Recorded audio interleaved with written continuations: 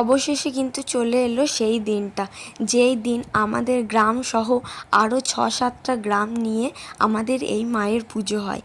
আমাদের মা কিন্তু মাঠের মধ্যে বিরাজ করেন। তো এবারে আমাদের দাদু শ্বশুর এবং আমার বাপের বাড়ির ঠাম্মি মারা যাওয়ার জন্য আমরা কিন্তু মায়ের তলায় যেতে পারলাম না, কারণ আমাদের গঙ্গা স্নান করা নেই, ওই জন্য আমরাও এখান থেকে যেতে পারিনি, আর বোনি ভাই ওরাও কেউ যেতে পারেনি। মায়েরা কাজের ফাঁকে আর মায়েদের সময় হয় না, ওই জন্য মায়েরাও যেতে পারে না। তো মা যদি পরের বার সবার শরীর ঠিক রাখে তো আমরা অবশ্যই মায়ের কাছে যাব, সেই প্রার্থনাই করি। তো সকাল সকাল তোমরা দেখছো আমরা ঘুম থেকে উঠে গেছি, আর ওদিকে মায়ের তলায় আমাদের ঠাকুর ঘর থেকেই পুজো চলে গেল, আর এদিকে যে যার কাজে লেগে পড়েছে।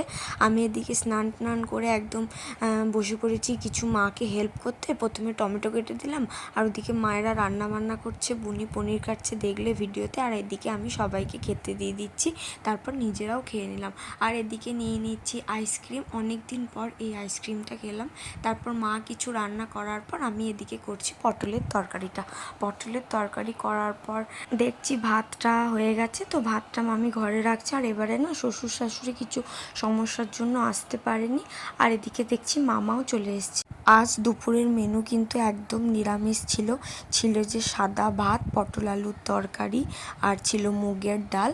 তারপর এদিকে আছে যে বাদাম আর পোস্ত দিয়েছিল শাক ভাজা। শাক ভাজার পরই কিন্তু ছিল একদম পনির আলুর তরকারি, সুন্দর পনির আলুর তরকারিটা মা করেছিল, খুব সুন্দর হয়েছিল খেতে। তারপর ছিল এদিকে মাছের ঝাল, এদিকেও আছে মাছের ঝাল, আর এদিকে আছে মাছের টক। তারপর দুপুরবেলা থেকেই কিন্তু আবার রান্না বান্নার তোড়জোড় শুরু হয়ে গেছে রাতের জন্য। এদিকে মা করে নিচ্ছে আলু পোস্ত, আর এদিকে মামা দেখছি সন্ধেবেলা একদম জমিয়ে মাটনটা রান্না করতে শুরু করে দিয়েছি। তারপর আমরা সবাই মিলে চলে গেছিলাম একটু মেলায়, আর মেলায় যাওয়া মানেই তো একদম অবভিয়াসলি আমরা সবাই ফুচকা খাবো। তো সবাই মিলে আমরা খেয়ে নিলাম ফুচকা।